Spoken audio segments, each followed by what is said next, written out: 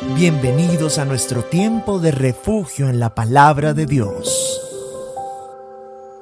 Devocionales Casa de Refugio. El templo no es un atajo. Marcos 11, 15, 19. Cuando llegaron a Jerusalén, Jesús entró en el templo y empezó a sacar de allí a los que estaban vendiendo y comprando. Derribó las mesas de los que cambiaban dinero de otros países por dinero del templo. Y también derribó los cajones de los que vendían palomas. Y Jesús no dejaba que nadie anduviera por el templo llevando cosas. Luego se puso a enseñar a la gente y le dijo: Dios dice en la Biblia, mi casa será llamada casa de oración para todos los pueblos, pero ustedes la han convertido en una cueva de ladrones.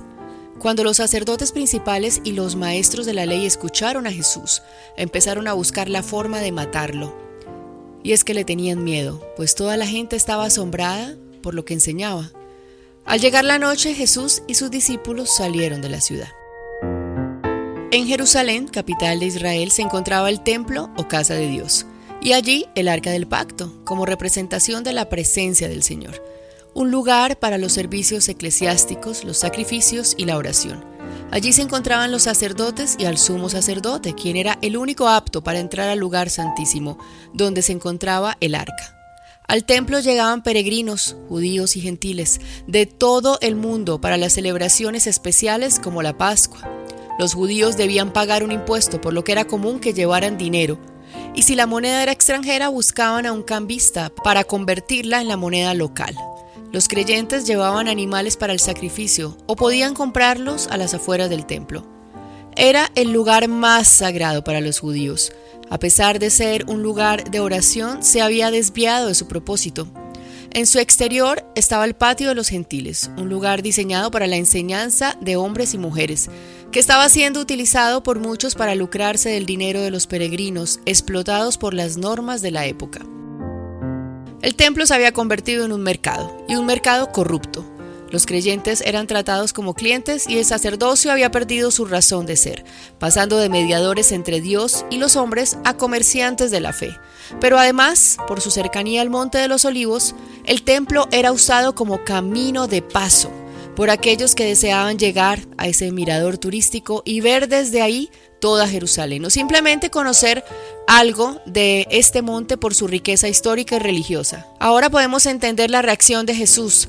Al ver esto, no solo reveló su autoridad como Mesías, sino también el sentimiento de su Padre, y respetado hasta lo sumo en el nombre de la fe. Lo que los judíos presenciaron fue la ira de Dios en contra de una falsa religión, basada en la apariencia. Pero Jesús sí conocía lo que realmente había en sus corazones y sus verdaderas intenciones. Sabía que no importaba la gratitud, el sentido de los sacrificios, su adoración, sino que habían hecho de la fe un negocio. Usaban el templo como atajo para vivir una falsa santidad, aparentando piedad y devoción, usándolo como refugio para sentirse santos.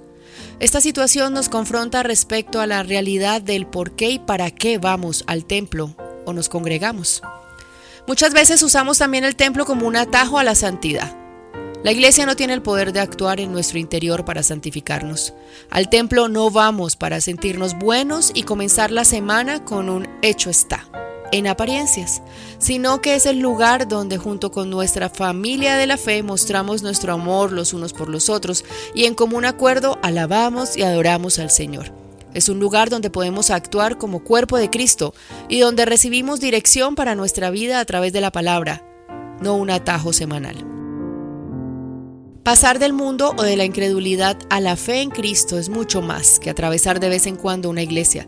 La iglesia no puede ser el atajo para que nos sintamos salvos o santos, si en nuestro corazón no lo creemos. Pasar por una iglesia sin entender el sentido del templo es una forma de ser religiosos. Jesús nos enseñó que jamás podremos usar el templo como un atajo para llegar al monte, es decir, a la presencia de Dios, si nuestro corazón no quiere agradarlo, si está lleno solo de apariencias. El único que conoce lo que realmente hay en nuestro corazón nos recibe cada domingo, algunos como visitantes ocasionales que no logran conectarse con Él, como refugiados para ponerse a cuentas por una semana sin hablar con Él, o como hijos sedientos de Él, que han llenado su corazón de su amor e intimidad para compartirlo con sus hermanos en la fe y para rendirlo en adoración. En común acuerdo, como expresión de gratitud por sus grandes obras y misericordias.